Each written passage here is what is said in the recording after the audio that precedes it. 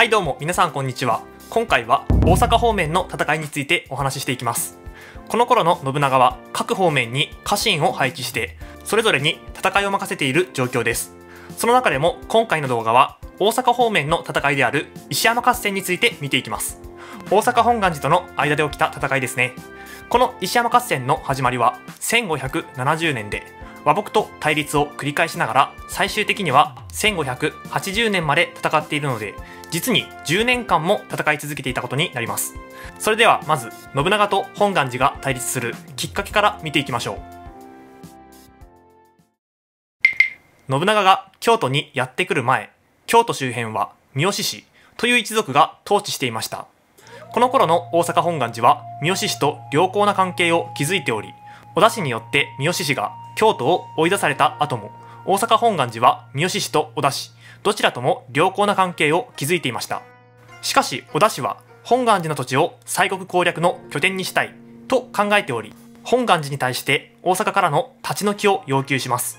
突然立ち退けと言われた本願寺はこれ以降反信長勢力として活動するようになり、三好氏と協力しながら信長と戦っていくことになるのです。この頃の信長はいろいろな方向に敵を抱えており、信長包囲網と呼ばれる包囲網を敷かれている状況でした。この包囲網に本願寺勢力も参加して織田氏に対抗していきます。結局この信長包囲網は参加者の一人であった武田信玄の死によって崩れてしまい、足利義昭は京都を追放されました。一般的にはこれをもって室町幕府が滅亡したと言われますが、これはこの先どうなるかを知っている未来に生きる私たちだからこそ言えることです。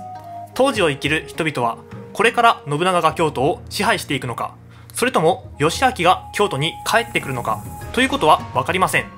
実際義昭はこの後も毛利氏を頼って信長に対抗していきますので、本願寺も義昭と連絡を取り続け反信長勢力として活動を続けていくのです。そのように反抗的な態度を取り続ける本願寺を信長が放置しておくわけがありません。信長は本願寺包囲作戦を開始していきます。荒木村重を摂津、細川藤孝を京都の西側、伴直政を京都の南側に配備して本願寺を包囲していくのです。信長としてはこの包囲網で本願寺を倒したいと思っていたのでしょうけれど、そう簡単にことは運びませんでした。信長が本願寺に気を取られている隙に武田氏が東から攻めてくるのです。これが前回の動画でお話しした長篠の戦いです。つまり信長は家康を助けに行かなければならないので、本願寺を本格的に攻めることはできなくなりました。小規模な戦いはあったものの、信長はすぐに東へと移動。本願寺との戦いは一時中断されました。さて、時は進んで長篠の戦いに勝利した織田信長は再び本願寺との戦いに目を向けます。担当したのは先ほど紹介した3人とプラスして明智光秀でした。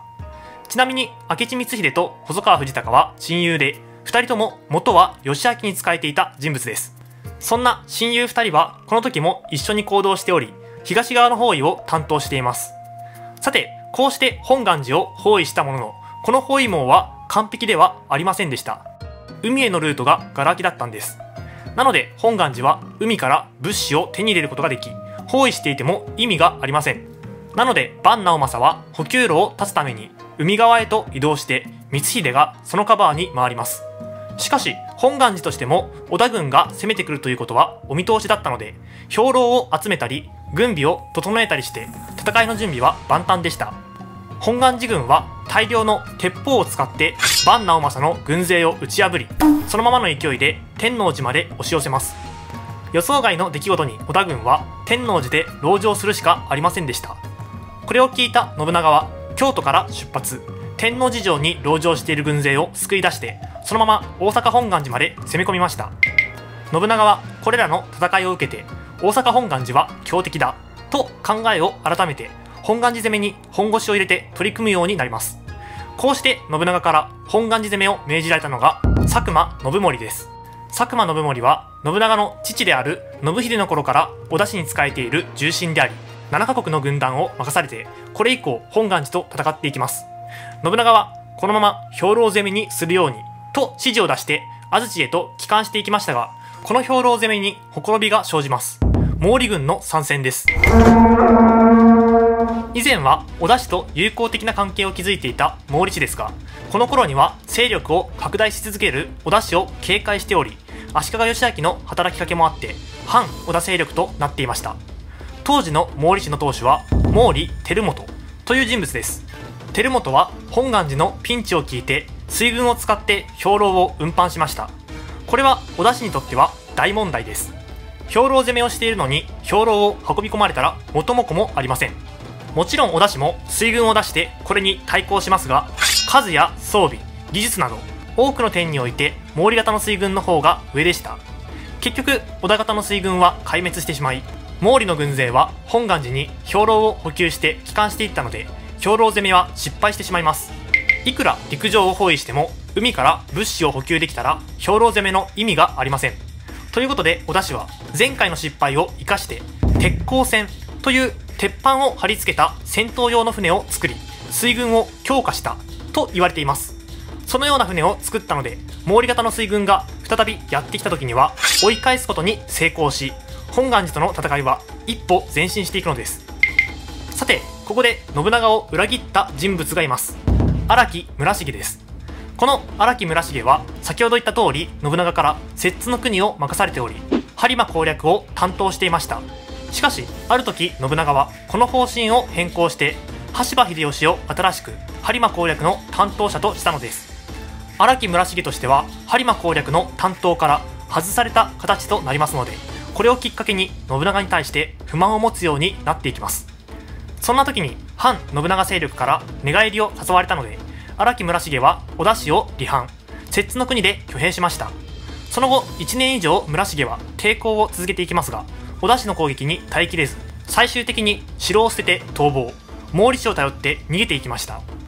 さて、ここまで戦況が変わっても未だに大阪本願寺の包囲は続いており、このまま包囲をし続けてもあと何年かかるかわからないという状況でした。ということで信長は朝廷に依頼して本願寺との和睦を仲介してもらいます。和睦の条件は本願寺の存続は認めるから大阪の土地は退去しろというものです。この和睦により長きにわたった石山合戦は終結。本願寺賢女の息子である本願寺享女はその後も抵抗を続けていきますが、最終的には信長と和睦して大阪本願寺を退去します。こうして信長と本願寺の間の長きにわたる戦いは幕を閉じるのでした。さて、いかがだったでしょうか。織田信長と大阪本願寺の戦いを見てきましたが、本願寺攻めを任された佐久間信盛はこの後、本願寺攻めの功績がないという理由で信長から追放されてしまいます。信長からの評価は、戦いもせず調略もせずただ包囲して数年間を無駄にしたという評価で、信長から見たら追放に値する怠慢だったのです。実績を出すことができなければ昔からの家臣もクビにされるという織田家のブラック企業のような一面が垣間見れます。さて、この時期の織田氏は大阪方面だけでなく他の場所でも戦っていました。ということで次の動画では北陸方面の戦い、手取川の戦いについてお話ししていきます。それではまた次の動画で。